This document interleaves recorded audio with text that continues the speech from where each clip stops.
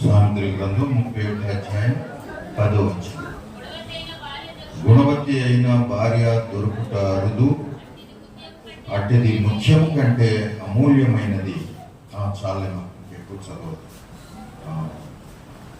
చిన్న ప్రార్థన చేసుకుందాం. మనము ఆఖరి సమయంలోకి వచ్చేస్తాం కదా, వెళ్ళే సమయంలోకి వచ్చేస్తాము. మరి కొంచెం ఆఖరి మాటలు మనం శ్రద్ధగా విని మన హృదయంలోకి తీసుకుందాం. దయచేసి వాక్యం మీద మనసు పెడదాం. ఒకవేళ వెళ్ళే పరిస్థితుల్లో ఉండకండి, అయిపోయిన తర్వాత వెళ్ళిపోవచ్చు. అంతవరకు దేవుని మాటలు మనం శ్రద్ధగా వినడానికి కూర్చుందాం. విందురని నేను ఎవరితో మాట్లాడుతున్నానని ఇర్మియా గ్రంథంలో దేవుడు అంటున్నారు. మనం వినడానికి సిద్ధంగా ఉంటే దేవుడు మనతో మాట్లాడతారు. మనం కంగారు ఉంటే ఆయన ఏం మాట్లాడలేదు. కాబట్టి ప్రార్థన చేసుకుందాం. ఇంతవరకు ఈ 3 రోజులు చాలా మాటలు విన్నారు, ఎంతో బోధ మీరు విన్నారు. ఆఖరిగా కూడా మనం కొద్ది మాటలు తీసుకుని మనం వెళ్దాం. ప్రార్థన. ప్రేమ తండ్రి, మీ ఘనమైన మనకు వందనములు స్తోత్రములు చెల్లించున్నాం తండ్రి. మీ ఉచితమైన కృప చేత గడిచిన ఈ సంవత్సరం అంతా కాపాడి ఉన్నారు తండ్రి. పోయిన సంవత్సరం స్త్రీల కూటాల నుండి ఈ సంవత్సరం స్త్రీల కూటాల వరకు మీరే మీ బిడ్డలందరినీ కాపాడి ఉన్నారు. సంవత్సరం అంతా కాపాడి సజీవులు ఉంచారు, ఆరోగ్యం ఉంచారు, క్షేమం ఉంచారు, పోషించారు, నడిపించారు, భద్రపరిచారు. దీని అంతటిని బట్టి మీకు స్తోత్రాలు. మరలా మీ ఉచితమైన కృపను బట్టి ఈ సంవత్సరం స్త్రీల మీటింగ్ కూడా దయచేసినందుకు స్తోత్రాలు తండ్రి. స్తోత్రాలు నాయనా. అయ్యా 3 దినాలు కూడా మీ దాసుల ద్వారా అనేక విషయాలు మీరు బోధించారు. మరి విన్న వాక్యం అంతా వారి హృదయంలో నాటింప చేసుకోవడానికి సహాయం చేయండి. మేము ఆఖరి సమయంలో ఉన్నాం ప్రభా, చివరి సమయం. ఇప్పుడు కూడా మాకు కావలసిన మాటలు దయచేయండి ప్రభు. వచ్చిన బిడ్డలు, ఇక్కడ ఉన్న వారి హృదయాలు మీరు ఎరుగుదురు. మాకు ఏ మాటలు కావాలో మీకు తెలుసునాయన. మీరు మాకు సరైన మాటలు దయచేయగలరు. సహాయం చేయండి. మీ పక్షంగా నిలబడి నన్ను మరుగుపరచండి. మీరు సంపూర్ణంగా నన్ను మరుగుపరిచి మీ వాగ్దానం ప్రకారం మీరే ఆత్మ ద్వారా మాట్లాడి మహిమ పొందండి. మా వాళ్ళందరి హృదయాలు మంచి నేలగా ఉన్నట్లు చేయండి. వాక్యం వినే చెవి, గ్రహించే హృదయం దయచేసి వాక్యం ఎత్తబడినప్పుడు అది బహుగా ఫలించడానికి కావాల్సిన కృప చెప్పండి. మేము చాలా చివరి దినాల్లో, మంచి దినాల అంచుల్లో ఉన్నాం. ఆ దేశం చాలా భయంకరంగా ఉంది. దుష్టుడైతే సమయం తక్కువై ముగింపైపోతుందని వాడు బహు క్రోధంతో బహు కంగారుగా పనిచేస్తున్నాడు ఆయన. మరి మేము కూడా మేల్కొని తగిన విధంగా ఉండుటకు సహాయం చేయండి. ఇప్పుడు ఏ మాటలు అవసరమో ఆ మాటలే దయచేసి ఈ కూడికలు మీకు మహిమకరంగా, మీ ప్రజలందరికీ ఆశీర్వాదకరంగా ఉండునట్లు సహాయం చేసి మహిమ పొందమని యేసయ్య నామం పేరిట స్తుతించి ప్రార్థించి వేడుకొంచున్నాం తండ్రి. ఆమేన్. మరి గడిచిన సంవత్సరం అంతా కాపాడి ఈ సంవత్సరం కూడా ఈ స్త్రీల కూటాలు ఇచ్చినందుకు ప్రభుని స్తుతిద్దాం. హల్లెలూయా, హల్లెలూయా. మరి ఈ మాటకు నేను చాలా త్వరగానే చెప్తాను, ఎక్కువసేపు మిమ్మల్ని ఉంచం. కానీ ఈ మాటలు జాగ్రత్తగా తీసుకోవడానికి చూడండి. రాసుకున్నాడు రాసుకోవాలి. ముఖ్యంగా రాసుకోవడం చాలా ప్రాముఖ్యం. ఒక పెద్ద దైవజనులు చెప్తారు, ఒక వర్తమానాన్ని చాలా సార్లు వినాలంట. ఒక్కసారి వినటం కాదు, చాలా సార్లు అన్నమాట. అలా వినాలంటే రాసుకోవాలి, లేకపోతే రికార్డ్ చేసుకోవాలన్నమాట. మనం ఒకసారి విడిచిపెడితే పొందవలసిన మీరు పొందలేము. కాబట్టి చాలా సార్లు వింటే అప్పుడు దేవుడు ఇంకా మీతో మాట్లాడతారనమాట. దేవుడి కార్యం జరుగుతుంది. మరి ముఖ్యంగా ఈ విషయం గుర్తుపెట్టుకోండి. పాత నిబంధనలో దేవుడు నెమరు వేసే జంతువులు, నెమరు వేసే పశువులు పవిత్రమైనవి అని చెప్పారు. విడి డెక్కలు కలిగినటువంటివి పవిత్రమైనవి అన్నారు. అదేం తెలియచేస్తుందంటే వాక్యం విని మళ్ళా చూసుకుని దాన్ని ధ్యానించడం నెమరు వేయటం. అలాగా వాక్యం విని దాన్ని మరలా చూసుకుని దాన్ని జీవితానికి పట్టించుకునే వాళ్ళు పవిత్రులుగా ఉంటారు, పరిశుద్ధులుగా తయారవుతారు. ఆ తర్వాత విడిడెక్కలంటే ప్రత్యేకంగా ఉండటం, లోకానికి ప్రత్యేకంగా ఉండటం. మనం ఈ లోకంతో కలిసిపోకుండా, శరీరంతో కలిసిపోకుండా, పాపంతో కలిసిపోకుండా. అసలు క్రైస్తవులు అంటేనే ప్రత్యేకమైన వాడు. సంఘం అంటే బయటికి పిలువబడిన వారు. ఎగ్లీషియా అంటే బయటికి పిలువబడిన వారని. లోకంలోంచి దేవుడు మనల్ని బయటికి పిలిచారు కాబట్టి ప్రత్యేక జీవితం కలిగి ఉండాలన్నమాట. దేంతో పడితే దాంతో కలిసిపోకూడదు, ఎవరితో పడితే వాళ్ళతో కలిసిపోకూడదు, ఎక్కడ పడితే అక్కడికి వెళ్ళిపోకూడదు. ఒకటే పిల్లలు ఇవన్నీ ఎక్కడికి వెళ్ళాలి. అసలు ఈ విషయం బాగా గుర్తుపెట్టుకోండి. దేవుడు మనల్ని కొన్నారు. మళ్ళీ మొదట పుట్టించడమే కాదు, మొదట ఆయన రూపంలో పుట్టించారు. అప్పుడు మనం ఆదాము పాపంలో పడిపోయి తప్పారు కదా. అలా మనం అందరం తప్పినప్పుడు మరలా ప్రభు వచ్చి ఆయన రక్తం చిందించి కొన్నారు. హల్లెలూయా. ఆయన రక్తంతో కొన్నారు. మనం రెండు విధాలుగా దేవునికి చెంది ఉంటాం అన్నమాట. పుట్టించినందుకు, కొన్నందుకు, ఆ విధంగా రక్షించినందుకు మనం ఎంత కృతజ్ఞత కలిగి ఉండాలి. అందుకే కొరింథీ పత్రికలో పౌలు అంటున్నాడు, మీరు మీ సొత్తు కాదు, విలువ పెట్టి కొనబడిన వారు కనుక మీ దేహంతో దేవుని మహింపరచండి అని చెప్తున్నారు. మనం ఎప్పుడు ఇది గుర్తుపెట్టుకోవాలి. నా దేహం నా ఇష్టం, నా డబ్బులు నా ఇష్టం, నా జ్ఞానం, నా బలం అంతా నా ఇష్టం అంటే నా ఇష్టం అనేది నాశనానికి నడిపిస్తుంది. ఎవరు నా ఇష్టం అనకూడదు. అసలు దుష్టుడు వశంలో ఉన్నవాడు అందరూ అలా అంటారు, అలా పోతారాడు. కానీ దేవుని బిడ్డలు ఈ విషయం గ్రహించాలి. మనం దేవుని నమ్ముకున్నామంటే మనకు ఆత్మీయ జ్ఞానం రావాలి. ఆత్మీయ జ్ఞానం ఉంటుంది దేవుని బిడ్డలకి. దేవుని ఆత్మ ఉంటే ఆత్మీయ జ్ఞానం ఉంటుంది. ఆ జ్ఞానం అన్ని తెలియచేస్తుంది. మరి మనం జ్ఞానవంతంగా నడుచుకోవాలి, అజ్ఞానంగా నడుచుకోకూడదు. కాబట్టి ఆ రెండు అనుభవాలు మీ జీవితంలో ఉండేవండి. నెమరు వేయటం, విడిడెక్కలు కలిగి ఉండటం, ప్రత్యేకంగా ఉండటం. ఇక మనం వాక్యం విన్నప్పుడు గ్రహించేవారుగా ఉండాలి. ఆ నపుంసకుడిని అడిగాడు కదా, పిలుపు వెళ్ళి నపుంసకుడిని ఇదే ప్రశ్న వేశాడు, నువ్వు చదువుతున్నది గ్రహించున్నావా?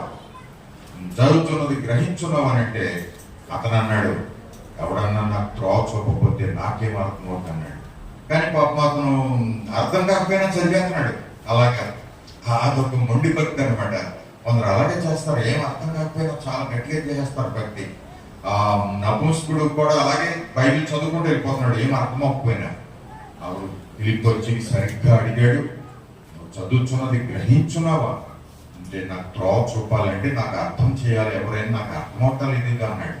ఈ భాగం అర్థం అవటం లేదు, నాకు త్రోవ చూపాలని అంటే ఫిలిప్ కూర్చుని అంతా బోధించాడు ఆ విషయం. అక్కడ ఆయన గొర్రె వలె వదకు తేబడెను అనేది చదువుతున్నాడు. యెషయా గ్రంథం 53వ అధ్యాయం అనమాట. అతను చదువుతున్నాడు నపుంసకుడు. దాన్ని అర్థం చేశాడు. దాన్ని అర్థం చేసినప్పుడు అతడు గ్రహించాడు. వెంటనే చూడండి, అతడు చాలా చక్కగా వర్తమానం గ్రహించి అలా దారిలో వెళుతుంటే నీళ్లు కనబడి, అంటే వాళ్ళు కాలగొట్టనే వెళుతున్నారేమో, ఇదిగో నీళ్లు, నాకు బాప్టిజం ఇవ్వడానికి ఆటంకం ఏంటన్నాడు. హల్లెలూయా. ఈ దినాల్లో చాలా మంది నెలల తరబడి, సంవత్సరాల తరబడి మీటింగ్లకి వెళ్తున్నా, ప్రార్థనకి వెళ్తున్నా, గుడికి వెళ్తున్నా, ఎంత వాక్యమైనా నాకు బాప్టిజం ఇవ్వడానికి ఆటంకం ఏంటంటలేదు. అసలు బాప్టిజం పొందంటే అసలు పొందుకోకుండా అలాగే ఉంటున్నారు అంతే. మరి అంటే గ్రహించడం లేదన్నమాట. అది గ్రహింపు అనేది చాలా ప్రాముఖ్యం. 4 నేలల గురించి చెప్పారు చూసారు ప్రభు, విత్తనాల గురించి. ఆ 4 నేలలో ఒక్క నేల గ్రహించేదిగా ఉంటుంది. అంటే మంచి నేల. ఆ మంచి నేలలో ఉండేవారు ఎవరంటే తెలుసా?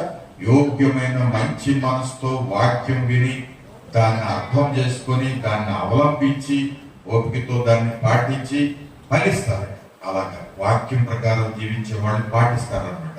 అలా ఊరుకునే ఈ చెవితో విని ఈ చెవితో విడిచిపెట్టేస్తే ఏం ఫలిస్తారు? అసలు ఏం ఫలించరు. కొందరు ప్రారంభంకి వచ్చి దేనికో జరగబడి నిద్రపోవటం, మత్తుగా ఉండటం, ఇలాంటి వాళ్ళు ఏం పొందుతారు?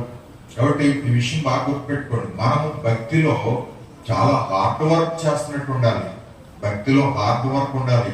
భక్తి అంటే ఏమీ లేదు, ఊరికనే స్తోత్రం హల్లెలూయా అంటే అలాగే పోతాం అనుకోకూడదు. అసలు చాలా గ్రహింపుతో చేయాలి భక్తి. దేవుడు సహాయం చేస్తాడు మనకి. అదేదో చేయలేదని అంటలేదు, ఎక్కలేదు కొండని నేను చెప్పటం లేదు, కానీ అసలు దేవుడు మనకు సహాయం చేస్తాడు. మనకు ఆశ ఉండాలి. దేవుడు మనల్ని పరలోకానికి సిద్ధపరచడానికి ఆయన అంతా రెడీగా ఉన్నారు. బైబిల్లో చూస్తే దేవుడు మిమ్మల్ని సంపూర్ణులుగా చేస్తాడు అని చెప్తుంది. కొరింథీ మొదటి పత్రిక 1వ అధ్యాయంలో అక్కడ చూస్తే మీరు ఏమీ కొదువు లేకుండా రాకడ కొరకు ఎదురు చూస్తున్నారు అంటాడు. మీరు అన్ని విషయాల్లో సంపూర్ణులుగా ఉన్నారు అంటాడు. తెస్సలోనికే పత్రికలో కూడా దేవుడు మిమ్మల్ని శరీరంలో, ప్రాణంలో, ఆత్మలో అన్నిట్లో మిమ్మల్ని సంపూర్ణ చేస్తాడంటారు. అంటే దేవుడు చేస్తాడు, అయితే మనం చేయనివ్వాలన్నమాట. మనం చేయనివ్వాలి. పరలోకంకి వెళ్ళటమంటే ఒక ఒక మొండి రాయి అది అందమైన శిల్పంగా చెక్కటం అన్నమాట. మన దేవుడు మంచి శిల్పి, మనమేమో అసలు ఎందుకు పనికిరాని రాయం.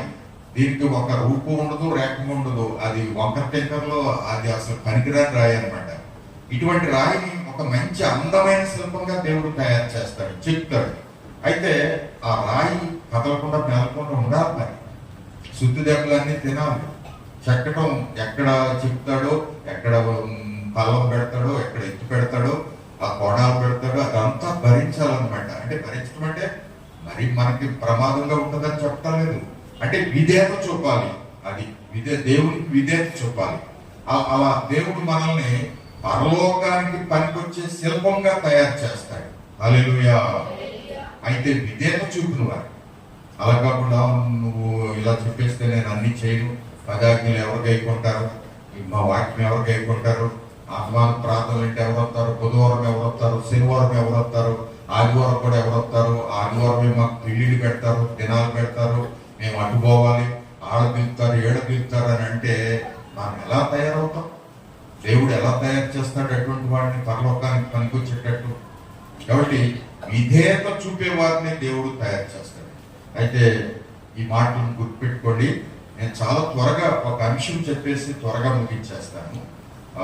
సమయం మనకి చాలా అయిపోతుంది కదా, చాలా అయిపోతుంది. ఇప్పుడు నేను ఈ రోజు చెప్పే అంశం ఏంటంటే, గుణవతి అయిన భార్య గురించి మనం 3 రోజులు విన్నారు కదా. ఆ గుణవతి అయిన భార్య, బుద్ధి కలిగిన భార్య అని అన్ని చెప్పారు కదా. సేవకులు చాలా చెప్పేసి ఉంటారు, మీరు చాలా వినేసి ఉంటారు. మరి మీ యొక్క హృదయంలో అసలు ఖాళీ ఉందో లేదో, ఇప్పటికే అది ఒలికిపోతుందేమో కదా. అసలు ఇన్ని సంచులు నిండిపోయి, అది పాట ఉంది కదా, అదేదో స్టీవెన్ గారిది, బాగా నిండునట్లుగా, అది అంచులు నిండా నిండునట్లుగా అంటే పాట ఉంది కదా. అలా మీకు కూడా బాగా నిండిపోతుందేమో. మరి ఇది పైనుంచి పోనిస్తారో లేకపోతే ఏం చేస్తారో, మీరు ఎక్కడ దాచి పెడతారో, ఏం చేస్తారో చూడండి. మొన్న ఈయన గంటల ప్రకాష్ గారు చెప్తున్నారు, ఒకడు చెప్పిందంత విని ఏంట్రా అర్థమైందని అంటే, ఈ చెవితో చెప్పేది వింటే ఈ చెవితో పోయింది అంటున్నాడంట. ఈ చెవితో పోయిందంటే అప్పుడు మాస్టర్ అన్నాడంట, నీకు మధ్యలో బుర్ర లేదేంట్రా అన్నాడు. అంటే మెదడు లేదండి. అది ఇప్పుడు చాలా మంది మనుషులు మెదడు లేని మనుషుల కింద అయిపోతున్నారు. అసలు మెదడు అనేది అంటే ఈ చెవితో విన్న వాక్యం ఈ మెదడు దగ్గరికి వచ్చి జ్ఞానం పొందాలన్నమాట. ఆలోచన, జ్ఞానం, గ్రహింపు ఇవి రావాలి. కాబట్టి ఊరికనే ఈ చెవిలో విని చెవితో ఇడిచిపెట్టడం కాదు. అలా ఇడిచిపెడితే ఏం ఫలిస్తారు, ఎలా పరలోకానికి సిద్ధపడతారు. కాబట్టి మనం భయముతో, వణకుతో మన సొంత రక్షణ కొనసాగించుకోవాలని చెప్తుంది దేవుని వాక్యం. భయము, వణకు ఉండాలి. దేవుడు కృప కలిగిన వాడు, ప్రేమ కలిగిన వాడు, పర్వాలేదు ఊరికనే మన ఇష్టం వచ్చినట్టు ఉండాలన్నట్టు ఉండకూడదు. అలా ఉంటే సాతానుడు వాడు ఎప్పుడు సిద్ధంగా ఉన్నాడు. బైబిల్ పేతురు ఏం చెప్తుంది, ఎవరిని మింగుతుందని గర్జన సింహం వలె తిరుగుతున్నాడు అంటాడు. అర్థం తిరగటమే. ఆడికి ఇంకా అసలు రోజులు అయ్యేకొద్ది ఇంకా భయం పట్టుకుంది, అయిపోతుంది, ఇంకా నేను ఇంకా పోతే దొరకరు, పరలోకం మిగిలిపోతారేమో, బాగా భక్తి చేసేవాడిని మింగేయాలని చూస్తున్నాడు వాడు. మరి అటువంటిప్పుడు మనం ఎంత జాగ్రత్తగా ఉండాలి, చాలా మెడుకుగా ఉండాలి, జ్ఞానంతో ఉండాలి, జాగ్రత్తగా ఉండాలి, చాలా బలంగా ఉండాలి. అలా ఉండకపోతే మనం ముందుకు వెళ్ళలేం. కాబట్టి చాలా జాగ్రత్తగా ఉండాలి. నేను ఇప్పుడు ఈ అంశం చెప్తాను మీకు. గుణవతి అయిన భార్య దానికి ఈ అంశాలు ఇచ్చారు కదా. ఇంటిని ఎలా కడుతుంది, అలాగే సంఘాన్ని సంఘంలో ఎలా పనిచేస్తుంది, తర్వాత సమాజంలో ఎలా పనిచేస్తుంది అనేది కదా. ఆ విషయాలు మీరు చాలా విన్నారు. ఇప్పుడు నేను చివరి మాటలు ఇవి చెప్తాను, చాలా చివరి మాటలే. అవి ఏంటంటే, మనము సిద్ధపడాలి ప్రభు రాకడ కొరకు. అనేకుల్ని సిద్ధపరచాలి. సిద్ధపరచు అనేది చెప్తాను నేను మీకు త్వరగా. ఎక్కువ వివరించలేను, కొంచెం పాయింట్లు చెప్తాను. రాసుకున్న వాడు రాసుకోండి. చదువు వచ్చి రాసుకోకుంటుంటే అది చాలా దుఃఖకరమైన విషయం అండి. ప్రతి ఒక్కరి దగ్గర బైబిల్, నోట్స్, పెన్ను ఇవన్నీ ఉంటాయి. ఎంత హార్డ్ వర్క్ చేస్తే అంత ఆశీర్వాదకరంగా ఉంటారు. గుర్తుపెట్టుకోండి. అలా కాకుండా ఊరినే ఏదో వచ్చిపోతా ఉంటానంటే అలాగే ఉంటుంది. కాబట్టి మీరు బాగా గుర్తుపెట్టుకోండి, మీరు ఏ మెట్లో ఉండాలనుకుంటున్నారో, ఎలాగ ఆశీర్వాదం పొందాలనుకుంటున్నారో మీ మీద ఆధారపడింది. ఇప్పుడు మనం ఇప్పుడు ప్రభు రాకడ కొరకు ఎదురు చూస్తున్నాం కదా. ప్రభు చాలా త్వరగా వచ్చేటానికి సిద్ధంగా ఉన్నారు. మనం 2 విషయాలకు ఎప్పుడు సిద్ధంగా ఉండాలి. ఒకటి, మరణం ఎప్పుడు వస్తుందో తెలియదు. మరణం ఎప్పుడు వస్తుందో తెలియదు కదా. మరణము కొరకు ప్రతి ఒక్కరూ సిద్ధంగా ఉండాలి. చచ్చిపోతే దేవుని దగ్గరికి వెళ్ళాలి, దేవునితో ఉండాలి. రెండవది, ప్రభు ఎప్పుడు వస్తారో తెలియదు. ఆయన ఎప్పుడైనా రావచ్చు. ఆయన వస్తే ఎత్తబడి ఆయన ఎదుర్కోవాలి. ఈ రెండిటికి సిద్ధం ఉన్నవాడే నిజమైన క్రైస్తవులండి.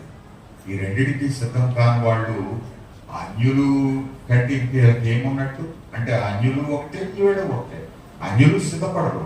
వాళ్ళు బాగా చీకట్లో, అజ్ఞానంలో, అంధకారంలో ఉన్నారు. ఇప్పుడు మన ప్రజలకి అసలు పాపం ఏంటో పుణ్యమేంటో తెలియటలేదు, అసలు నీతి ఏంటో తెలియటలేదు, అసలు దేవుడు అంటే కూడా తెలియటం లేదు, దేవుడు ఎవరు అనేదే అర్థం కావటం లేదు.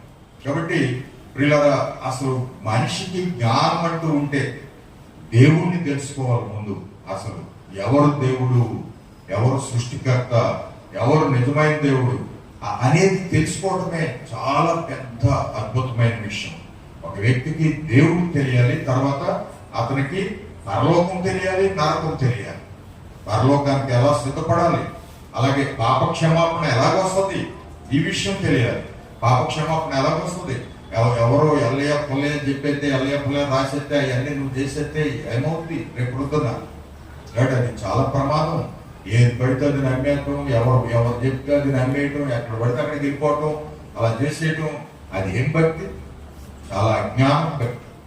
పిల్లరా, మన ప్రపంచం, మన దేశం చాలా భయంకర పరిస్థితిలో ఉంది. చాలా చీకట్లో ఉన్నారు ప్రజలు, చాలా మత్తులో ఉన్నారు. దుష్టుడు వీళ్ళకి గుడితనం పెట్టేసి, బంధించేసి, అందరినీ చెరలో పట్టేసుకుని నరకానికి లాక్కెళ్ళిపోతున్నాడు. మా ప్రజలు నరకానికి నడుస్తూ ఉన్నారు. కాబట్టి ఇలాంటి భయంకరమైన ప్రమాదంలో ఉన్న దేశాన్ని ఎవరు ఎలా రక్షిస్తారో అర్థం కాదు. అసలు ప్రజలు ఎలా రక్షణ పొందుతారు? మామూలు మూర్ఖత్వం కాదు, మామూలు అజ్ఞానం కాదు, మామూలు చీకటి కాదు. అంత భయంకరమైన పరిస్థితి దుష్టుడు కల్పించేశాడు. ప్రజలు అంతా వాడి వశంలో ఉన్నారు. వాళ్ళు ఎలా బయటకు వస్తారో, ఎలా రక్షణ పొందుతారో, ఎలా పరలోకం వెళ్తారో అనేది చాలా కష్టమైన విషయం అన్నమాట. అయితే ఆ విషయం అలా ఉంచితే క్రైస్తవులేమో సరైన వెలుగును చూపలేకపోతున్నారు దినాల్లో. అసలు ఇందులో క్రైస్తవుల పాత్ర కూడా ఉంది. క్రైస్తవులు చూపవలసిన వెలుగు చూపుతాం ఇది. ప్రభు అన్నారు, మీరు లోకానికి వెలుగు అన్నారు కదా.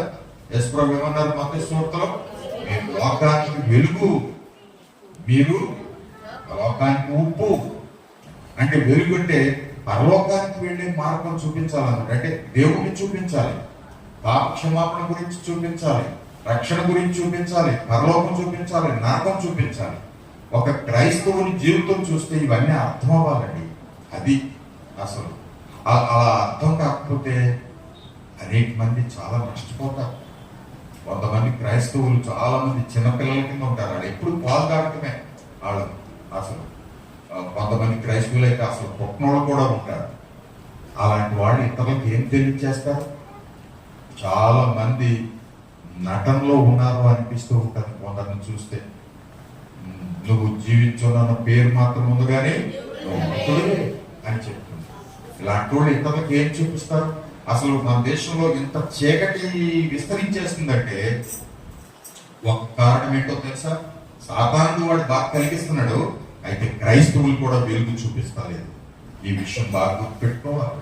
అసలు మనం ఏదో నమ్మేసాం, బాప్తిసం పొందేసాం, గుడికి వెళ్తున్నాం, వస్తున్నాం, పాటలు పాడుతున్నాం, ప్రసంగాలు చేస్తున్నాం అంటే కాదు.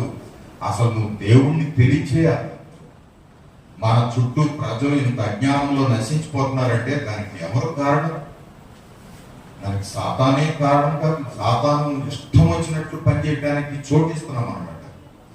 అంటే క్రైస్తవులు ఎవరు అడ్డుకోలేకపోతున్నారు, వాడిని పక్కకి పెట్టలేకపోతున్నారు, ప్రజలకి ఇవ్వాల్సిన వెలుగు చూపటం లేదు. ఇది చాలా భయంకరమైన విషయం. మనల్ని దేవుడు రక్షించుకోవటం ఏదో మీ మట్టుకి అలాగా మీరు వచ్చేది పరలోకమని కాదు. ఇప్పుడు దేవుని సేవకులు పత్రికలు ఇచ్చినట్లు నువ్వు కుటుంబానికి ముందు వెలిగివ్వాలి, నీ కుటుంబంలో ఉన్న వాళ్ళందరికీ విడుదల ఇవ్వాలి. వాళ్ళకి బతకాలు ఉంటే, అంటే వాళ్ళు రక్షణ పొందకుండా ఉంటే వాళ్ళందరూ ఇల్లంతా రక్షణ పొందటం. మా ఇంట్లో ఇంకా రక్షణ పొందిన వాళ్ళు ఉంటే అసలు ఏం చెప్తామో అర్థం కాదు. అసలు ఏం చెప్తాం? మైకేల్ విజయ్ కుమార్ గారి భార్య అంత భయంకరమైన ఫ్యాక్షనిస్ట్ ని రక్షించుకుంది. నాడు మైకేల్ విజయ్ కుమార్ లాంటి అంతకంటే కఠినమైన భర్తలు ఉన్నారు అన్నవాళ్ళు ఉన్నారు ఇక్కడ. చేయకండి. మైకేల్ విజయ్ కుమార్ గురించి మీకు తెలుసు కదా, ఆయన ఫ్యాక్షనిస్టు. అటువంటి అంతకంటే కట్టినటువంటి మా భర్తని కూడా చేయక ఎవరున్నారా? ఎవరు లేరు కదా. మరి ఆమె అంతా ఆయన రక్షించుకుంది, మనం ఎందుకు రక్షించుకోలేకపోతున్నాం అంటే మన భక్తి ఎలా ఉందో చూడండి. దాని గురించి ఏడుపు లేదండి. ఇంకా అసలు చెప్పాలంటే చూడండి, చాలా మందికి ఏదో ఉల్లిపాయలు, మిరగాయలు, కిరాణా కొట్టు ప్రార్థనలు ఉన్నాయి చాలా మందికి. అంత మాత్రమే కాదు, ఏదో అన్నానికి, టిఫిన్లకి, టీలకి, వీటికే పరుగుల కింద ఉన్నట్టు. అసలు క్రైస్తవులు ఏం సాధించాలి? ఆత్మలు సాధించాలా? మన ఇల్లంతా రక్షణ పొందకపోతే అసలు ఏం చెప్తాం మనం? ఎంతో మంది భయంకరమైన వ్యక్తుల్ని చాలా మంది రక్షించుకున్నారు మందిని. ఆ తర్వాత సంఘంలో ఒక సంఘం అంతా ఎత్తబడే పరిస్థితుల్లో లేదంటే అందులో ఉన్న విశ్వాసులు కదా కారణం. మన సంఘంలో ఉన్న వాళ్ళు అందరూ పరలోకానికి ఎత్తబడతారు. అలా ఎత్తబడకుండా ఉంటారు అని అంటే కారణం ఏంటి? మిగిలిన విశ్వాసులు చేయవలసినంత పని చేయటం లేదు, చూపవలసినంత వెలుగు లేదండి, మండవలసినంత మంట లేదు, వేడి ఉండవలసినంత వేడి లేదు. అందుకే సంఘాలు చాలా బలహీనంగా ఉన్నాయి ఈనాడు. ఇక సమాజాన్ని ఏం కదిలిస్తాం? అసలు ముందు ఇంట గెలిచి రచ్చ గెలవండి అంటారు కదా. అంటే ఇల్లు గెలిస్తే అప్పుడు బయట పని చేయొచ్చు. ఇంటికి సంఘానికి ఎవరు ఆశీర్వాదకరంగా ఉంటారో వాళ్ళు సమాజంలో పనిచేస్తారు. అసలు ఇక్కడే మనం చేయకోకుండా అక్కడ ఏం చేస్తాం? ఇప్పుడు వాళ్ళకి సువార్త చెప్పినా వాళ్ళు రక్షణ పొందడన్నా వాళ్ళు ఏమనుకుంటారు తెలుసా? ఏమనుకుంటారు? ఈమె అంత మనం ప్రార్థనకి వెళ్ళిపోతే వీళ్ళ యజమానికి ప్రార్థన వాడు తాగుతూ ఉంటాడు, లేకపోతే అంటే ఆడు సిగరెట్లు తాగుతాడు, లేకపోతే వాడు అంతా లోకంలోనే పాపంలోనే అని అంటే వాళ్ళు ఎలా రక్షణ పొందుతారు? ఈ విషయాలు మనం చాలా సీరియస్ గా తీసుకోవాల్సిన విషయాలు. కాబట్టి పిల్లల గుణవతి అయిన భార్య ఆమె సిద్ధపడుతుంది, అనేకుల్ని సిద్ధపరుస్తుంది ప్రభు కొరకు. అసలు మన జీవితం యొక్క గురి, మన జీవితం యొక్క ఉద్దేశం ఏమిటనంటే మనం పరలోకం వెళ్ళటమే జీవితం యొక్క ఉద్దేశం. అసలు పరలోకం వెళ్ళకపోతే మానవ జీవితం వేస్ట్ అండి. అంతకంటే వేస్ట్ మరొకటి లేదు. దేవుణ్ణి చేరుకుని ఆయనతో సదాకాలం ఉండకపోతే ఇంకా ఎందుకు ఈ జీవితం? అసలు కొందరైతే పరలోకం ఉందా నరకం ఉందా అంటూ ఉంటారు, కానీ అసలు అవి లేకపోతే అసలు జీవించకూడదు అసలు మనుషులు. అసలు ఈ లోకం మట్టుకే ఇక్కడే కొద్ది రోజులు బట్టి చచ్చిపోవడం అయితే అసలు ముందే చచ్చిపోవడం మంచిది. కానీ పరలోకం ఉంది నరకం ఉంది అది నిజం. దాని కొరకు సిద్ధపడటానికి ఈ జీవితం లేదా కొద్ది రోజులు. ఎందుకంటే కరోనా వచ్చింది, ఇప్పుడు అన్ని వైరస్ జ్వరాలు, అన్ని దెబ్బలు తిప్పలు, ఇవన్నీ ఏంటి అసలు? ఇది మా జీవితం చాలా స్వల్పం, అది ఆయాసమే దుఃఖమే అని చెప్తుంది. జీవితం చాలా ఆయాసం దుఃఖం. ఇప్పుడు చాలా మందికి మంచి బిల్డింగ్లు ఉన్నాయి, ఏసీలు ఉన్నాయి, కార్లు ఉన్నాయి, బూట్లు సూట్ కేసులు ఉన్నాయి అని అనుకుంటారు, కానీ ఏమి కాదు, అంత ఆయాసం దుఃఖమే. పాపము ఉండేవారి జీవితంలో ఎప్పుడు నెమ్మది ఉండదు, సంతోషం ఉండదు, సమాధానం ఉండదు. అంటే పాపము లేకపోవడం అంటే అర్థం ఏంటంటే దేవుడు ఉండాలి మనిషిలో. నిజ దేవుణ్ణి కలిగి ఆయనకి ఇష్టమైన విధంగా జీవించకపోతే మనిషి ఎప్పుడూ సంతోషంగా ఉండలేడండి, ఆశీర్వాదకరంగా ఉండలేరు. దేవుడిని మనిషి జీవితంలో కలిగి ఉండాలి, ఆయన వాక్య ప్రకారం జీవిస్తూ ఉండాలి, అప్పుడే మనిషి ఆశీర్వాదకరంగా ఉంటాడు. కాబట్టి ఇప్పుడు మనము ముగింపు దినాలకు వచ్చేస్తాం. ఈ లోకం ముగింపు చాలా దగ్గరగా ఉందని చెప్తుంది. ఇప్పుడు ప్రభు రావడానికి సిద్ధంగా. తర్వాత మనం ఎప్పుడు వెళ్ళిపోతాం తెలియదు, మనం ఎప్పుడైనా వెళ్ళిపోవచ్చు. మరణాలు చాలా ఎక్కువగా సంభవిస్తున్నాయి. అయితే మనం రెడీగా ఉన్నామా? ప్రభు దగ్గరికి వెళ్తే మనల్ని ఆయన అంగీకరిస్తాడా అనేది చాలా ప్రాముఖ్యమైన విషయం. మనకి బైబిల్లో చాలా విషయాలు ఉన్నాయి, కానీ నేను చెప్పలేను కదా. అసలు ఇప్పుడు టైము చాలా అయిపోయింది, అప్పుడే పాజిటివ్ అయిపోతుంది, 9 అయిపోయింది. నేను చాలా త్వరగా ముగించాలి కాబట్టి నేను కొద్ది విషయాలు క్లుప్తంగా చెప్తాను. చూడండి, మనకి బైబిల్లో ఎస్తేరు గ్రంథంలో చూస్తే అక్కడ వాళ్ళు అది ఊరినే చెప్పేస్తాను, నేను ఇంకా చదివించను. ఎస్తేరు గ్రంథంలో రాజుగారికి కన్యకలను సిద్ధం చేయడానికి అక్కడ సిద్ధం చేస్తున్నారు. ఎందుకంటే అంతకు ముందు ఉన్న రాణి రాజుగారికి అవినేత చూపింది, రాజుగారిని ఎదిరించింది. ఆయన రమ్మంటే వెళ్ళలేదు, ఆయన మాట ఎదిరించింది. అప్పుడు ఆయన జ్ఞానంతో మాట్లాడతాడన్నారు, ఇటువంటి ఆమె రాణిగా ఉంచకూడదు, ఈమెను తీసేయండి అన్నారు. ఈమెను తీసేయండి అంటే తీసేశారు. తీసేస్తే ఆ తర్వాత మళ్ళీ ఒక మంచి రాణిని అనికి చేయాలన్నారు. మంచి కన్యకల్ని, చక్కగా ఉన్న వాళ్ళందరినీ సమకూర్చి ఇక్కడ పెట్టాలన్నారు. అలా పెట్టారు అందరినీ.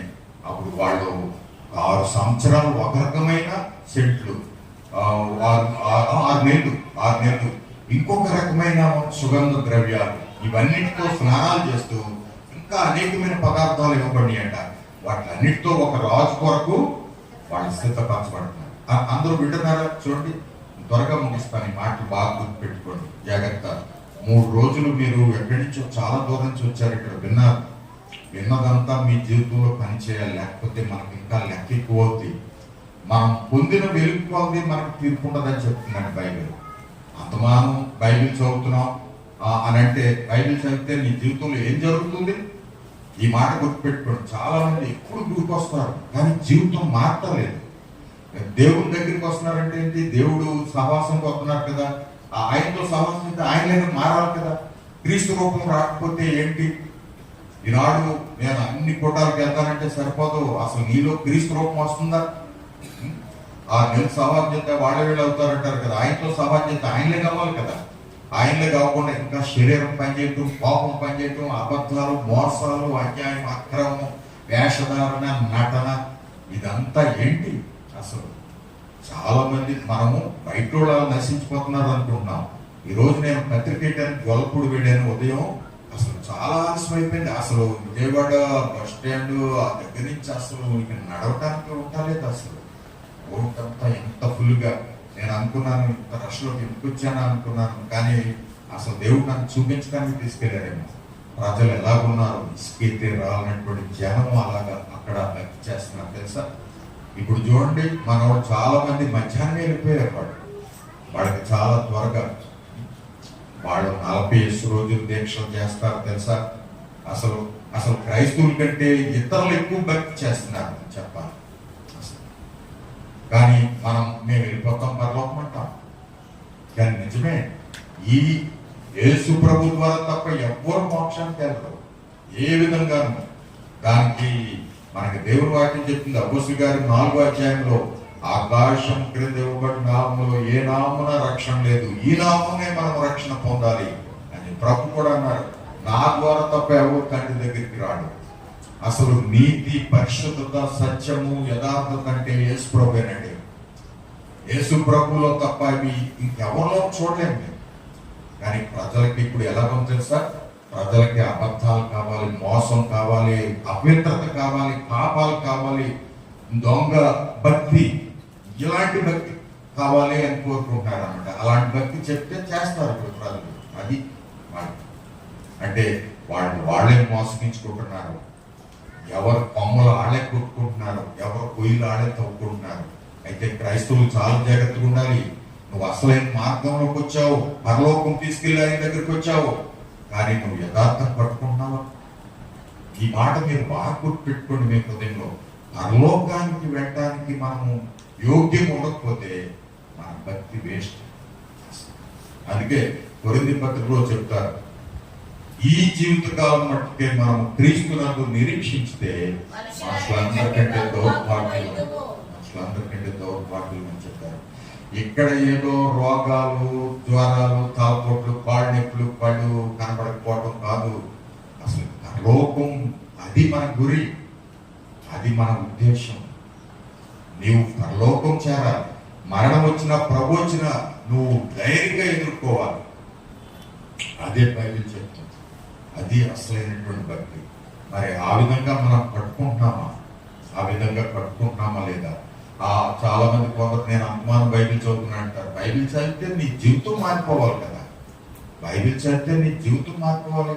బైబిల్ చదువుతున్నా మారటం లేదంటే అర్థం ఏంటంటే నువ్వు ఒక మతాన్ని అనుసరిస్తున్నావు అనమాట. మతం అంటే ఏంటంటే ఏవో పద్ధతులు చేస్తారు కానీ హృదయం ఏం మారదు. పైకి పైకి తల గుడి చేయటం, లేకపోతే తల పెంచేయటం, లేకపోతే రంగు బట్టలు కట్టేయటం, లేకపోతే స్నానాలు చేసేయటం, పైకి ఎక్కేయటం, కిందకి దిగిపోవటం, ఇదే. కానీ లోపల మాత్రం మారదు. కానీ దేవుడు అంటున్నారు, మనుషులు పై రూపం చూస్తారు, దేవుడు హృదయాన్ని చూస్తారు. కాబట్టి దేవుడు హృదయం మార్పు వచ్చినప్పుడే. అలాగే కొందరు అంతమానం ప్రార్థన చేస్తానంటారు. ప్రార్థన చేస్తే నీ జీవితం నువ్వు ప్రభు రూపం రావాలి కదా నీలో. అసలు మన భక్తి, మన జీవితం అంతటి ఉద్దేశం ఏంటో తెలుసా? యేసు ప్రభు రూపం రావటమే. రోమపత్రిక 8వ అధ్యాయం అదే చెప్తుంది. పౌలు అంటున్నాడు, ఆయన తన కుమారుడు రూపంలోకి మనుషులు రావాలని దేవుడు ఏర్పాటు చేసుకున్నాడంట. అసలు మొదట మనల్ని ఆయన రూపంలోనే చేశారు. ఆది కాండంలో దేవుడు చెప్పారు కదా, మన స్వరూపమందు మన పోలిక చొప్పున నరులను చేయడం. అంటే దేవుని స్వరూపం అంటే ఏంటనుకుంటున్నారు? ఆయన స్వరూపం అంటే పరిశుద్ధత. ఆయన పరిశుద్ధుడు. నేను పరిశుద్ధుడు కాబట్టి మీరు కూడా పరిశుద్ధులుగా ఉండాలి. అలాగే నేను ప్రేమమయుడు కాబట్టి మీరు కూడా ప్రేమ కలిగి ఉండాలి. నేను నీతిమంతుడిని, మీరు నీతిమంతులుగా ఉండాలి. నేను యథార్థవంతుడిని, మీరు యథార్థవంతులుగా ఉండాలి అని చెప్తుంది. ఈ విషయం బాగా గుర్తుపెట్టుకోండి. ఆయన లేక మారినప్పుడే మనుషులు ఆయనతో ఉంటారు. రేపు ఇప్పుడు క్రైస్తవులు కూడా చాలా సంఘాలు మేము పైకి వెళ్ళిపోతాం, అలాగే వెళ్ళిపోతాం, ఇలాగ వెళ్ళిపోతాం, పైకి ఎగిరిపోతాం అంటున్నారు. చాలా జాగ్రత్తగా ఉండాలి. జాగ్రత్త ఏంటనుకుంటున్నారో, కొందరు నీళ్ళు చిమ్మేసి లేకపోతే కొందరు పడగొట్టేసి ఇవన్నీ కాదు. అసలు నీలో క్రీస్తున్నాడా లేదనేది చాలా ప్రాముఖ్యమైన విషయం. ఆయన ఉంటే ఎలా ఉంటది? ఆయన ఉంటే ఈ లక్షణాలు ఉంటాయి. వాళ్ళు పరిశుద్ధులుగా ఉంటారు. వాళ్ళు ఖచ్చితంగా వాళ్ళు ఏ పాపం చేయరు. ఇంకా చాలా మంది అబద్ధాలు ఆడేవాళ్ళుగా, మోసాలు చేసేవాళ్ళుగా, పాపాలు చేసేవాళ్ళుగా ఉంటూ స్తోత్రం నాయన నీ రక్తం కడిగేనాయన. ఎన్నిసార్లు కడిగేది? అసలు వీళ్ళకి అలవాటు అయిపోయింది అనమాట. వీళ్ళు నిజంగా ఒప్పుకునేవాడు కాదు. యథార్థమైన మారు మనసే నిజమైన మారు మనసు. ఊరికి నేను నటించే మారు మనసు ఏమీ మారు మనసు కాదు. ఎవరన్నా నటిస్తున్నారంటే వాళ్ళే మోసం చేసుకున్నారంటే దేవుణ్ణి మోసం చేయలేరు. చాలా మంది నటనా భక్తితో ఉన్నారు. జాగ్రత్త. నీ జీవితం అంటే మాటలు కాదు, యుగయుగాల జీవితం ఇది. జీవితంతో ఆటలాడుకోకూడదు ఎవరును. ఇది కొద్ది రోజుల జీవితం కాదు, యుగయుగాలు ఉండే జీవితం. నువ్వేం చేస్తున్నావు? వాళ్ళందరూనేమో చీకట్లో, మోసంలో, దుష్టుడి యొక్క ముసుగులు అలా నశించిపోతుంటే ఈ క్రైస్తవులు దేవుని దగ్గరికి వచ్చి ఎంత వెలుగులోకి వచ్చి కూడా వేషధారణతో ఉంటున్నారు. చాలా మంది ఏమంటారు తెలుసా? ఈ క్రైస్తవులు ఆదివారం క్రైస్తవులు ఇలా ఆదివారం ఒక రకంగా ఉంటారు, తర్వాత మిగిలిన రోజు ఇంకొక రకంగా ఉంటారంట. అలాంటివి అసలు అందుకే ఆశీర్వాదం లేదండి. అయితే క్రైస్తవులు ఎంత ఆశీర్వాదకరంగా ఉండాలి. వాళ్ళకి తినటానికి, ఉండటానికి, లేకపోతే ఈ లోక సమస్యలకి అవి ఏమన్నా బరువుకుంటే అసలు ఈ లోకంలో బ్రతకటం సమస్య అనే క్రైస్తవులు వాళ్ళకి ఇంకా ఎదుగుదల లేదు.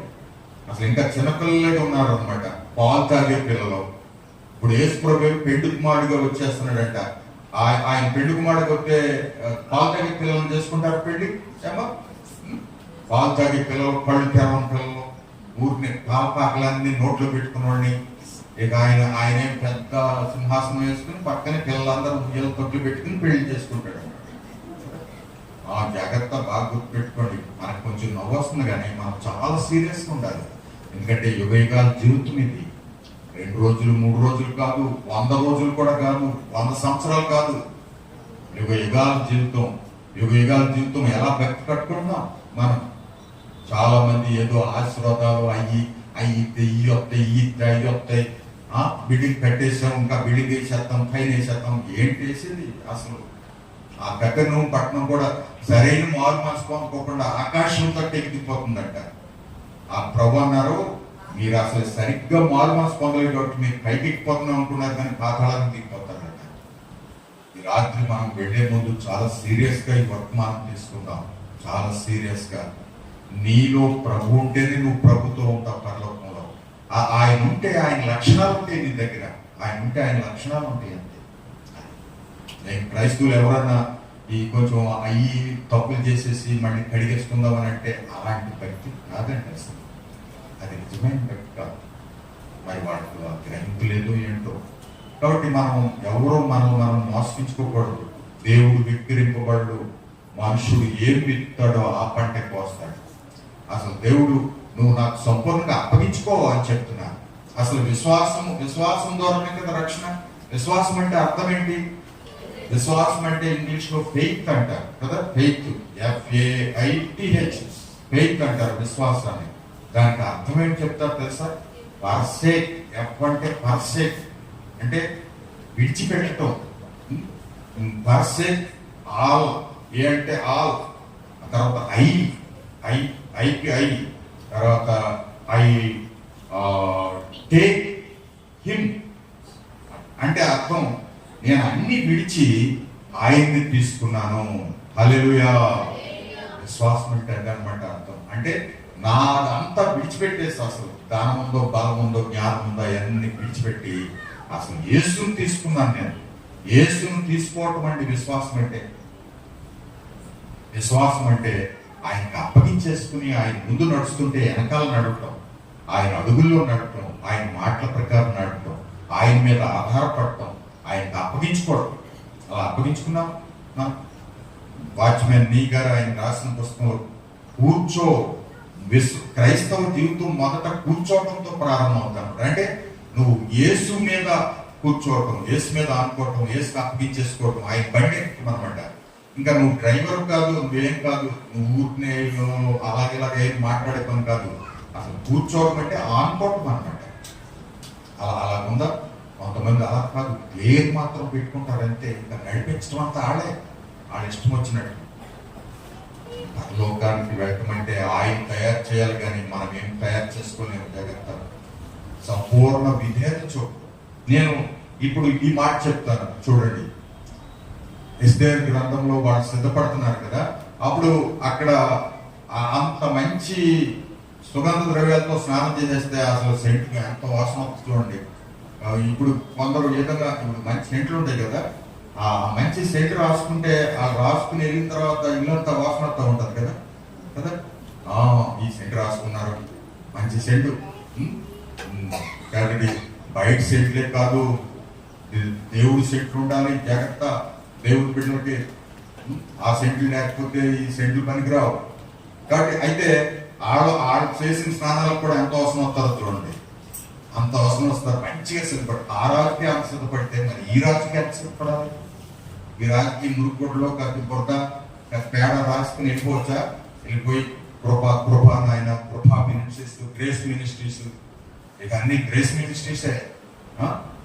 మేము ఎలాగైనా సరే తీసేసుకొని ఆయన పైకి అసలు ఇప్పుడు కూడా స్నానం చేయించి ఇక్కడ భూలోకంలో స్నానాలు పెట్టాము అవి కాదు, ఇంకా ఇక్కడ కూడా పెట్టి మమ్మల్ని అంటేటట్టున్నారు ఇప్పుడు క్రైస్తవులు. అసలు సంపూర్ణ విధేయత ఉందా? కాబట్టి పిల్లరా, వాళ్ళకి రాజుగారి దగ్గరికి వెళ్ళేటప్పుడు ఒక విషయం ఉందంట. అదేంటి చెప్పండి చెప్పండి.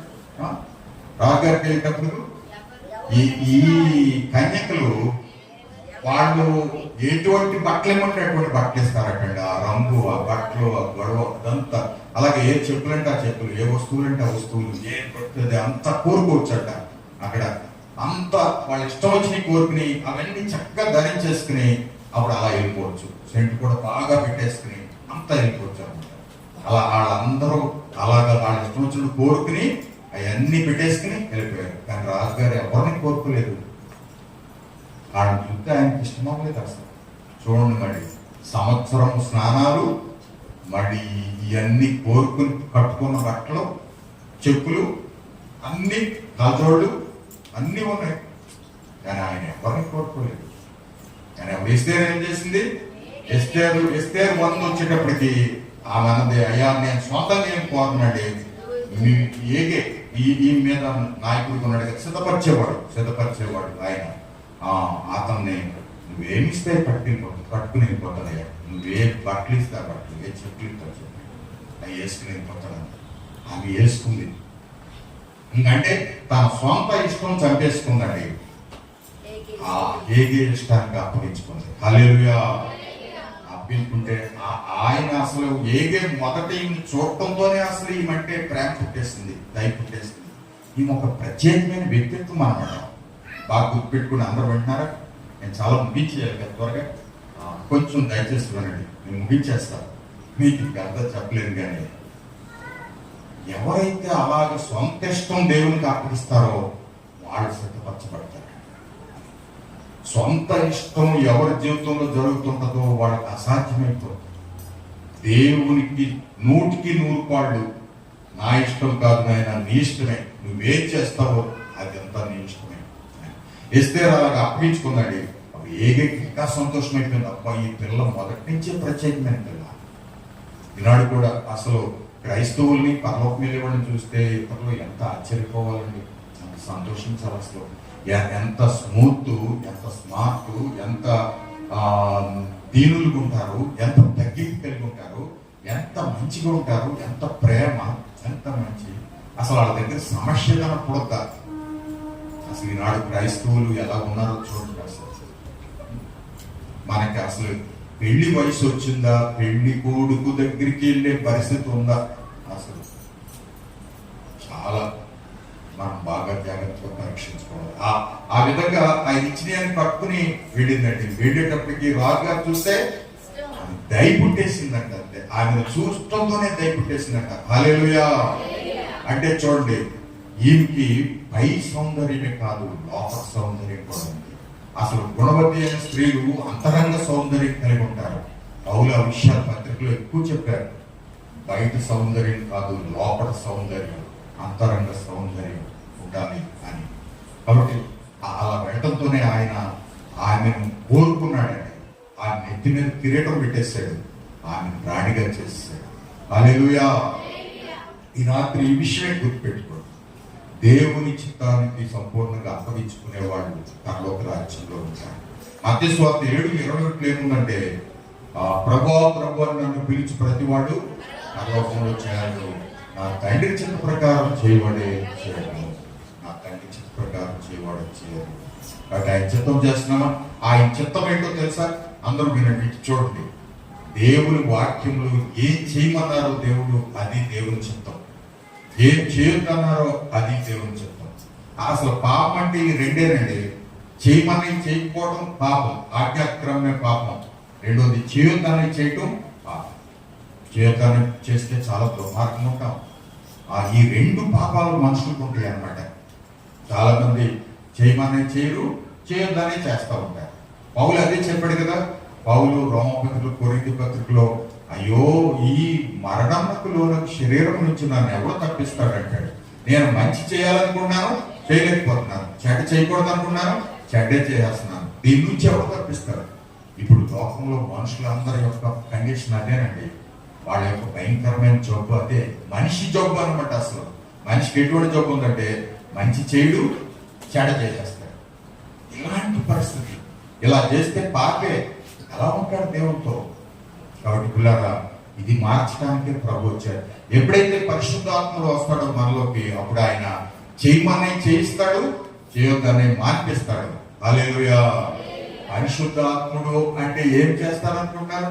చాలా మంది కళలో దర్శనాలు వచ్చేస్తున్నాయి, నాకు ఏదో వచ్చేస్తుంది అంటూ ఉంటారు. అవన్నీ అలా వచ్చండి.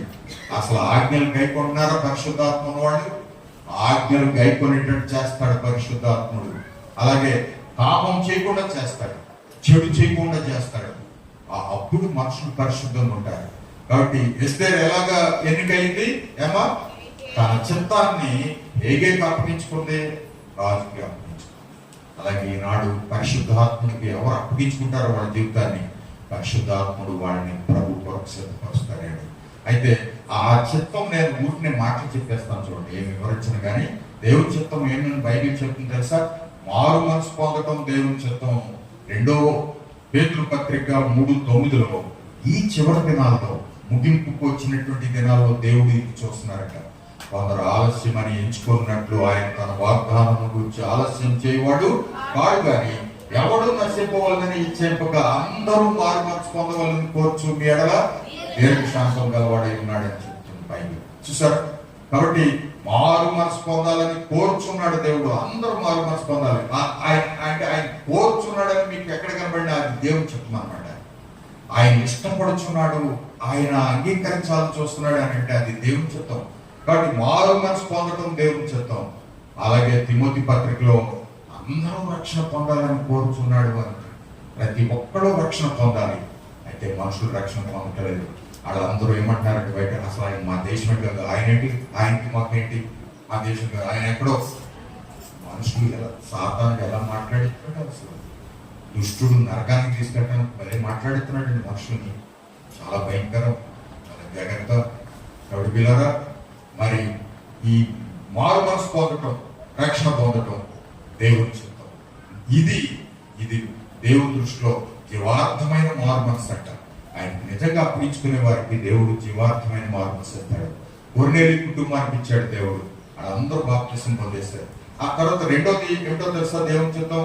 ఆయన ఆజ్ఞలు గైకొనటం దేవుని చిత్తం. యెషయా గ్రంథం 48వ అధ్యాయంలో మీరు తీయొద్దు, చూడదు, కానీ గుర్తులేదండి, రాసుకున్న తర్వాత చూసుకోవచ్చు. నేను ముగించేస్తాను, టైం చాలా అయిపోతుంది. మీరు నా ఆజ్ఞలు గైకొనవలనని నేను ఎంతో కోరుచున్నానంటాడు 18వ వచనంలో. ఆజ్ఞలు గైకొనవలనని నేను ఎంతో కోరుచున్నాను. ఈనాడు చాలా మంది దేవుని ఆజ్ఞలు సంపూర్ణ గైకొనలేదు. అసలు దశంభాగం చెల్లించిన వాళ్ళు ఎంతో మంది. ఇలాగ ఎన్నో విషయాలు. అందుకే మీరు శాస్త్రస్తులు ఉన్నారని చెప్తుంది బైబిల్. అసలు బుధవారం ఎక్కొట్టేవాళ్ళు, శనివారం ఎక్కొట్టేవాళ్ళు, అసలు రాకడ సమీపంగా ఉన్నప్పుడు మీరు సమాజం పుట్టు మానవద్దని చెప్తుంది బైబిల్. అసలు వాక్యం ఎంతమంది గైకొంటున్నాం. యేసు ప్రభు వాక్యంతోనే స్నానం చేస్తున్నారంట ఈ కన్యకలకి, పరలోకం వెళ్ళే కన్యకలకి వాక్యంతో స్నానం. అసలు మీరు బైబిల్ చదివినా వాక్యంతో స్నానం అని గుర్తుపెట్టుకోవాలి. బైబిల్ చదివితే వాక్యంతో స్నానం చేస్తే మురికి మట్టి అంతా వదిలిపోవాలి. అసలు అలా ఉందా? లేకపోతే ఎలా చదువుతున్నాం ఏమిటి? అసలు చదివిన దాన్ని పట్టించుకుంటే ఏమన్నా వదులుతుంది. అసలు ఏం పట్టించుకోకుంటే ఈ చెవితోటి మీద ఆ చెవితోటి విడిచిపెడితే ఏం జరుగుతుందండి? ఏమన్నా శుద్ధి వస్తుందా? కాబట్టి వాక్యం చదివిన, లేక మీరు ఫోన్లో విన్నా, టీవీలో చూసినా, ఇలా మీటింగ్కి వచ్చి విన్నా, స్నానం చేయటం. ఇప్పుడు మనకి స్నానం జరగాలి. మనకి ఎవరైతే లోపడతారో వాళ్ళకి స్నానం జరుగుతుంది. శుద్ధీకరణ అనమాట. అవును ప్రభు, నువ్వు చెప్తున్న వాక్యం, సేవకుడు చెప్తున్న వాక్యం నిజమే. నేను ఇంకా అబద్ధాలు ఆడుతుందని చెప్తుంది వాక్యం. నేను ఇంకా మోసం చేస్తున్నా, మోసం వద్దని చెప్తుంది, అన్యాయం వద్దని చెప్తుంది. ఆయన మనల్ని చూసుకుంటాడండి. మనం అయ్యి చేసి బతకటం కాదు. అయ్యి చేసి బతికితే యేసుప్రభు దగ్గరికి వెళ్ళుకుంటా అసలు బయటే ఉండొచ్చు కదా. బయట వాళ్ళందరూ అలాగే బతుకుతారు. ఈ పేరెంట్కి ఇక్కడికి వచ్చి మళ్ళీ మన వేషాలు, అదే యెషయా గ్రంథంలో ఉంటుంది, నీ పేరు మాత్రం మాకు పెట్టు, మేము మా ఆమెనే తింటాం, మా బట్టలు ధరించుకుంటాం అంటారు. అంటే అర్థం, మా జీవితం మా పద్ధతే, మా సంగతి మేము ఇలాగే చెబుతాం, ఊరినే క్రైస్తవులను పేరు పెట్టుకుంటాం అన్నట్టు ఉంది. అంతా ఆయన చూసుకుంటాడు. ఒకటి మారు మనసు, రక్షణ, రెండు వాక్యం గైకోవటం దేవుని చిత్తం. అంటే పరలోకానికి సిద్ధపడటం అన్నట్టు. వేస్తే దేవుని చిత్తం చేసింది కదా, ఆమె ఎన్నికైంది, ఆమె సెలెక్ట్ అయ్యింది రాణిగా. మనం కూడా ప్రభుత్వం రేపొద్దున ఉండాలంటే ఈ అనుభవాలు ఉండాలండి. ఇంకా మూడవది ప్రార్థనా జీవితం ఉండాలి. అసలు ప్రార్థన చేయమని బైబిల్ ఎంతో చెప్తుంది కదా. ఎల్లప్పుడూ చేయండి అంటారు. అసలు ఎల్లప్పుడూ చేయండి అంటారంటే అది ఒక ఆజ్ఞ అనమాట. మనం ప్రార్థన చేస్తేనే అసలు ప్రభుని ఎదుర్కొంటామంట. లూకాసు వార్త 21:36 ఏమో తెలుసా? ప్రభు వచ్చే ముందు చాలా సమస్యలు వస్తాయి, భూమి మీద చాలా కష్టాలు వస్తాయి. అయితే అవన్నీ జయించి నిలబడాలంటే మనం ఎల్లప్పుడూ ప్రార్థన చేసేవాళ్ళు ఉండాలి. ప్రార్థన చేస్తేనే వాళ్ళ పాపమును జయిస్తారు. ప్రార్థన చేసేవాళ్ళే పాపం జయిస్తారు. అలాగే వాక్యం గైకునే వాళ్ళు శాపాన్ని జయిస్తారు. మొదటి యోహాను పత్రికలో, యవనస్తులారా మీ యందు దేవుని వాక్యం నిలుస్తుంది, మీరు బలవంతులు, మీరు దుష్టుని జయించి ఉన్నారని చెప్తున్నారు. హల్లెలూయా. ఈనాడు మామూలు సాతాను ఎవడో పడచేస్తున్నాడని అంటున్నారంటే మీరు వాక్యం లోపడటం లేదు. వాక్యం హృదయంలో పెట్టుకున్న ప్రకారం చేస్తే దుష్టుడేమి జయించడు. ఒక భక్తుడు స్టాన్లీ గారు అంటాడు, అసలు సాతానికి మనం సహకారం చేస్తేనే కానీ ఆడు ఏం చేయలేడు. ఎవరైతే ఆడికి సహకరిస్తారో, ఆడికి లోబడతారో, ఆడికి అప్పగించుకుంటారో అప్పుడు చేస్తాడు వాడు. ఇక్కడ అంత తేలిగ్గా చేసేయలేడు. అసలు నీ దగ్గర పరిశుద్ధాత్మ పెట్టుకుని యేసుని పెట్టుకుంటే ఆడు ఎలా పోతాడు? అసలు ఆడేమి రాడు. ఆడు చేస్తాడు, వీడు చేస్తాడు, వీడు పడగొట్టాడు, ఆడు పడగొట్టాడు అంటాడు. ఎందుకు పడగొట్టాడు? నువ్వేస్తున్నావు అసలు చోటు అంటే పిలుస్తున్నావు. కాబట్టి 3 ప్రార్థన చేయటం అనేది దేవుని చిత్తం. ఒక భక్తుడు అన్నాడు, ప్రార్థన చేయటం ఊపిరి విడవటం అంటాడు. వాక్యం చదవటం ఊపిరి పీల్చడం. అంటే ఈ ఉచ్ఛ్వాస నిశ్వాసాలు ఉంటేనే కదా బ్రతికేది మనిషి. అంటే ఊపిరి పీల్చడం, ఊపిరి పీల్చుకోవడం. ప్రార్థన, వాక్యం ఈ 2 గుర్తుపెట్టుకోండి. వాక్యాన్ని నిర్లక్ష్యం చేసేవాళ్ళు ఏం బాధపడతారు? అసలు వాక్యం నీకు స్నానం, నేను పెళ్లి కుమార్తెగా తయారు చేయటం. మచ్చలు, రాగులు, మడతలు, ముడతలు అన్ని కూడా తీసేసేది వాక్యమే. కాబట్టి ఆ 4వది పరిశుద్ధం ఉండటం దేవుని చిత్తం. అది తెసలోనికే పత్రికలో ఉంది కదా, మనం పరిశుద్ధులు ఉండటానికి ఆయన మనల్ని పిలిచాడు. అది దేవుని చిత్తం. పరిశుద్ధులు ఉండటం దేవుడు మనల్ని రక్షించుకున్నాడు. పరిశుద్ధంగా ఉండటం. ఎందుకంటే ఇందాక మనం చెప్తున్నాం, ఆయన పరిశుద్ధులు కాబట్టి పరిశుద్ధి లేకుండా ఆయన దగ్గరికి వెళ్ళి ఎలా ఉంటాం అసలు మనం. కాబట్టి దేవుని లక్షణాలు వచ్చేవాళ్ళే ఆయనతో ఉంటారండి. అయితే ఆ ఎవరికి వస్తాయి అంటే అప్పగించుకున్న వాళ్ళకి వస్తాయి, విస్తేర్లుగా అప్పగించుకున్న వాళ్ళకి వస్తాయి, లోపల వాళ్ళకి వస్తాయి. 100% పూర్తిగా ప్రభువా ఇంకా నువ్వే నడిపించున్నాను అని అంటే వస్తాయండి.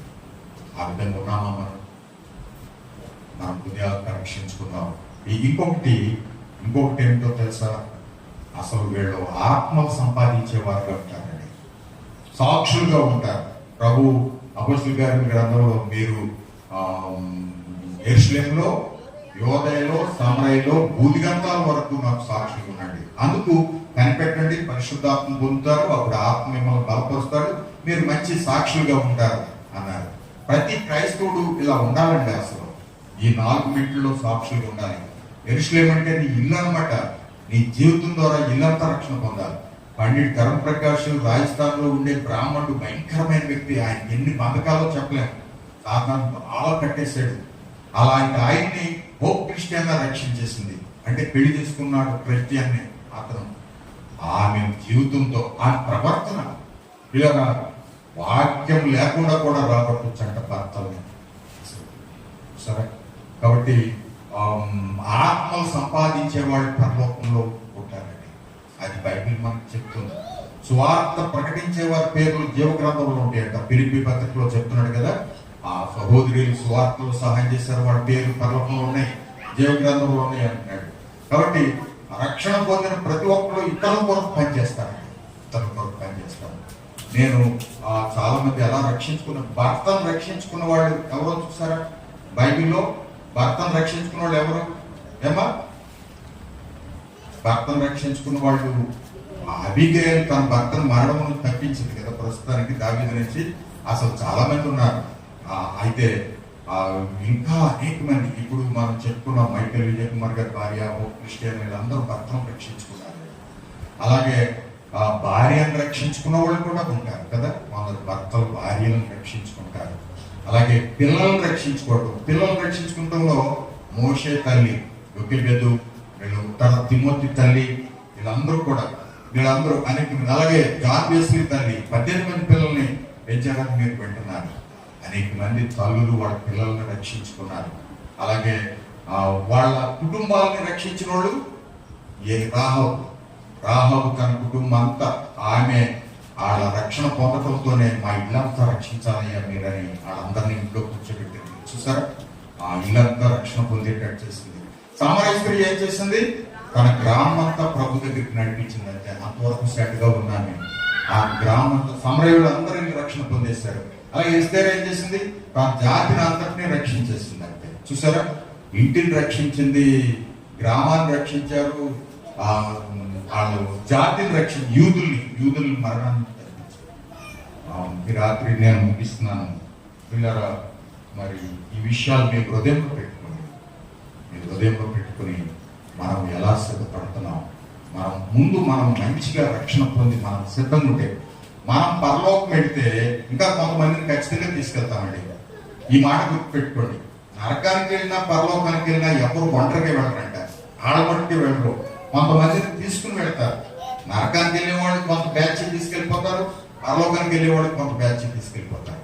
నువ్వు పరలోకానికి వెళ్తే నువ్వు ఖచ్చితంగా నీ ఇల్లు, నీ సంఘం, నీ చుట్టుపక్కల అంతా తీసుకెళ్తావు. ఇంకా ఆఖరికి ఈ విషయం గుర్తుపెట్టుకోండి, మనకి ఈనాడు మన దేశం కొరకు చాలా భారం ఉండాలండి. మన దేశం చాలా నశించిపోయే పరిస్థితిలో ఉంది, ఏమి అర్థం కావటం లేదు.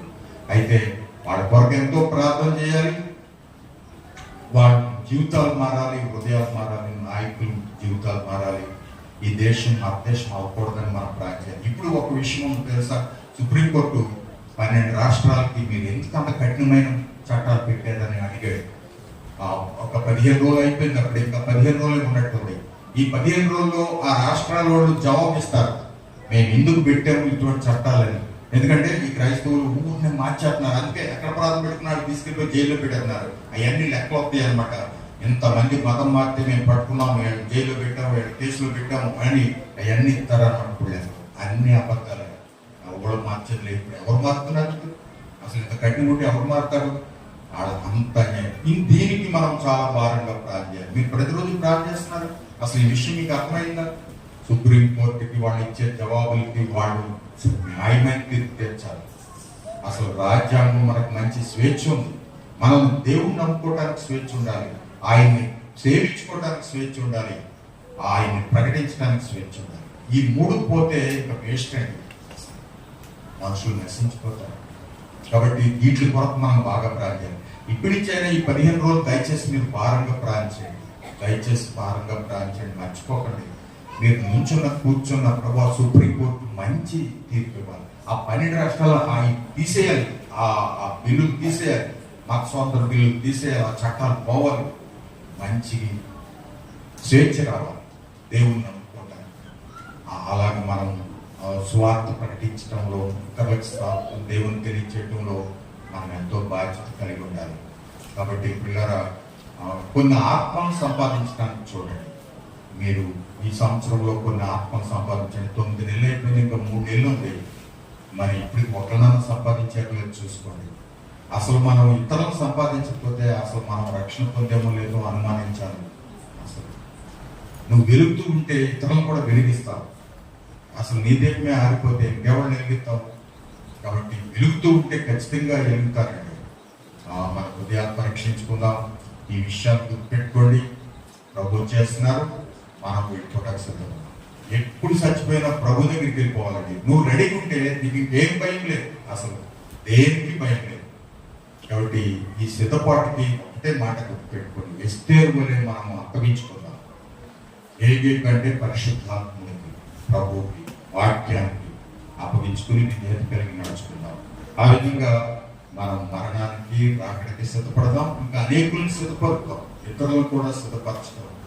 మనం కరెక్ట్ గా ఉంటే ఖచ్చితంగా పని జరుగుతుందండి. మన జీవితమే. ఇప్పుడు బయటకి వెళ్ళి చెప్పనివ్వడం లేదు, కానీ ఈ జీవితం యథార్థం ఉంటే అదే సాక్ష్యం, అదే సువార్త అసలు.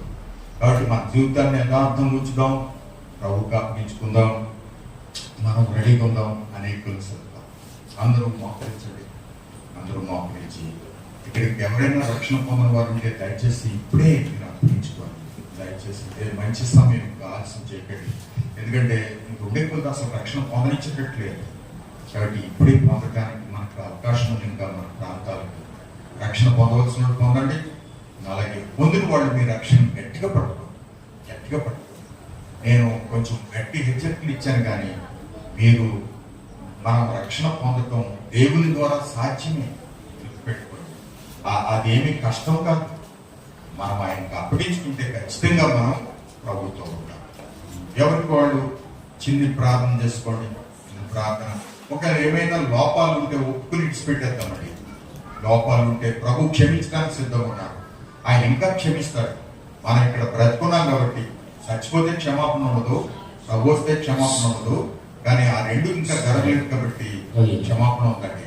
కాబట్టి ఎలా ఉంటే ఒప్పుకుని ఇడిచిపెట్టేద్దాం. విడిచిపెట్టి ప్రభువా నీకు అప్పగించుకుంటాను, నాకు సహాయం చేయి, నన్ను సంపూర్ణంగా నేను సిద్ధంగా ఉండాలి, ఇతరులను కూడా సిద్ధపరచాలి, నేను అనేక మందితో మీ సన్నిధికి రావాలి, మీ దగ్గర ఉండాలి అని మనం ప్రభువుకి అప్పగించుకుంటాం. మంచి తీర్మానంతో దయచేసి మీరు ఎవరైనా భయపడుతుంటే భయపడకండి. ఏం భయపడవలసింది, మనం ఏం చేయవలసిన పని లేదు. దయచేసి నేను అందుకే గట్టిగా చెప్తున్నాను, ఆయనకు అప్పగించుకునే వారికి భయం లేదండి, ఆయనకు లోబడే వారికి భయం లేదండి. ఆయన మంచిగా సిద్ధం చేస్తాడు, యోగ్యంగా తయారు చేస్తాడు. అలా మనం ఆయనకి అర్పించుకుంటాం, ప్రార్థన చేసుకుందాం. నేను ఆఖరిగా మనం మీటింగ్కి వెళ్ళిపోతున్నాం కదా, ఒక తీర్మానం, అయ్యా నేను సిద్ధంగా ఉంటా ఎప్పుడు కూడా మరణానికి రాకడికి. అలాగే ఇంకా నేను కొందరిని సిద్ధపరుస్తా, నా ఇంటి వారిని, సంఘం వారిని, లేక సమాజాన్ని, నా చుట్టూ ఉన్న వారిని సిద్ధం చేస్తాను దేవుని సహాయంతో అనేవాడు మీ హస్తం చూపించండి. నేను ప్రార్థన చేస్తాను, ముగించుకుంటున్నాం మనం. అనేవాడు మీ హస్తం చూపించండి. ఆ మాట అర్థమైందా అమ్మా? రక్షణ పొందిన వాళ్ళు అందరికీ పనిచేయాలి. దయచేసి అందరము మనం అలాగా తీర్మానం చేసుకుందాం. అందరూ లేచి నిలబడి అంటే రక్షణ పొందినోడే. రక్షణ పొందినోడు కూర్చునే ఉన్నాడు. రక్షణ పొందినోడు లేచి నిలబడి ఒకసారి అందరూ. ఇప్పుడు అందరూ రక్షణ పొందినోడు ఎవరు కూర్చోకూడదు. మనం అందరం ఏం చేస్తున్నామంటే, నేను రెడీగా ఉంటాను, అనేకుల్ని రెడీ చేస్తాను దేవుని ఆత్మ ద్వారా. మనమేం కాదు, దేవుడు నీ ద్వారా పనిచేస్తారు. మనం ఆ విధంగా సిద్ధంగా ఉందాం. జ్ఞానవంతురాలు లేక బుద్ధి కలిగిన స్త్రీ ఇలా చేస్తారు. వాళ్ళ రక్షణ ఈ లోకంలో చేయడం కాదు, పరలోకానికి చేయటం అనమాట. అసలు అది జ్ఞానం అంటే. పరలోకానికి మనం సిద్ధపడటం, అనేకుల్ని సిద్ధపరచడం. మరి మనల్ని అలా చేయాలని మనం దేవుడికి మొరపెట్టుకుందాం, ప్రార్థన చేద్దాం. ప్రేమ గల తండ్రి, మీ ఘనమైన నామమునకు స్తోత్రములు, వందనాలు, స్తోత్రాలు చెల్లిస్తున్నాం తండ్రి. మీరు మమ్మల్ని ఎంతో ప్రేమించి మరలా ఈ సంవత్సరం కూడా ఇచ్చారు. 3 రోజులు ఎన్నో విషయాలు బోధించారు నాయన. మీ బిడ్డలు చాలా విషయాలు విన్నారు. అవన్నీ వారిలో మంచి ఫలితాలు తీసుకురావాలి నాయన. చాలా గొప్ప పంట రావాలయ్యా, గొప్ప ఫలితాలు రావాలి నాయన. మీకు స్తోత్రాలు. ఇక్కడ రక్షణ పొందిన బిడ్డలందరూ మేము ఇప్పుడు ఈ రోజు ఒక తీర్మానం చేసుకున్నాం. మేమందరం లేచి తీర్మానం చేసుకుంటున్నాం. ప్రభా, మేము మరణానికి సిద్ధంగా ఉంటాం. ఎప్పుడు మరణం వచ్చినా మీతో ఉంటానికి రెడీగా ఉంటాం. అలాగే మేము ఇంకా అనేకుల్ని సిద్ధపరుస్తాం. మేము కొంతమందిని సిద్ధపరుస్తాం. మా ఇంటి వారిని, ప్రత్యేక బంధువుల్ని, రక్షబంధువుని, ఇరుగు పొరుగు వాడిని, మా ప్రపంచానికి కొరకు భారం కలిగి ప్రార్థిస్తాం. ఈ దినాల్లో మా దేశం కొరకు ప్రార్థిస్తాం నాయన. మా దేశం చాలా సమస్యలతో ఉంది. ఈ దుష్టుడు పనాగములు లయమైపోయి ఆ చట్టాలన్నీ కూడా ఆయన తొలగించబడి సుప్రీంకోర్టు ఎవరికి లొంగిపోకుండా ఒక మంచి తీర్పు ఇచ్చి ఆ దేశానికి గొప్ప ఆశీర్వాదం కలుగుటకు కృప చూపండి నాయన. అయ్యా, అభ్యంతరాల ఆటంకాలు తొలగించండి, మిషనరీని కాపాడండి, జైలు వారిని విడిపించండి, వాళ్ళందరికీ విడుదల, శ్రమ పెట్టబడే వారిని కాపాడండి. అయ్యే, హింసించబడుచున్న బిడ్డలకు తోడుగుండాయన, వారి భార్య బిడ్డలకు కాపాడినాయన, అనాథులు వారికి సహాయం చేయడాయన, మీ గొప్ప కార్యాలు జరిగించిన మా దేశాన్ని మీరు ఎంతో ప్రేమించారు నాయన. మీ దాసులు తోమాను పంపించారు నాయన. ఎంతో మంది దాసులు వచ్చారు నాయన. గ్రామ్ స్టైన్స్, వైర్యం పేరు ఎంతో మంది ఇక్కడ ప్రాణం పెట్టారయ్యా, రక్తం చెల్లించారయ్యా. ఆ పెట్టుబడి అంతా ఫలించాలి ప్రభువా. అందరూ రక్షణ పొందాలయ్యా. ఆ ప్రజలు తెలియక నశించిపోతున్నారు నాయన. వారికి వెలుగు దయచేయండి. దుష్టుడు బంధకాల నుంచి చేతని చిడిపించిన ఆయన వాడిని నరకానికి నడిపిస్తున్నాడయ్యా. వాటిని మీరు ఆయన ఎదుర్కొని వాడిని తొలగించి మా ప్రజల్ని మోక్షానికి నడిపించండి తండ్రి. కనికరం చూపండి ప్రభా. ఇక్కడ ఉన్న బిడ్డలందరినీ దీవించండి. రక్షించబడిన బిడ్డలందరినీ బలపరచండి. మీ ఆత్మతో నింపబడి వీరు మీ కొరకు పని చేయాలి ప్రభా. వీరిని గొప్ప ఆశీర్వాదకరంగా మీరు వాడుకోనండి. వీరిని ఎల్లప్పుడూ సిద్ధంగా ఉంచుతూ అనేకుల్ని సిద్ధపరచడానికి సహాయం చేసి మహిమ పొందుమని యేసయ్య నామం పేరిట స్తుతించి ప్రార్థించి వేడుకొంచున్నాం తండ్రి. ఆమేన్.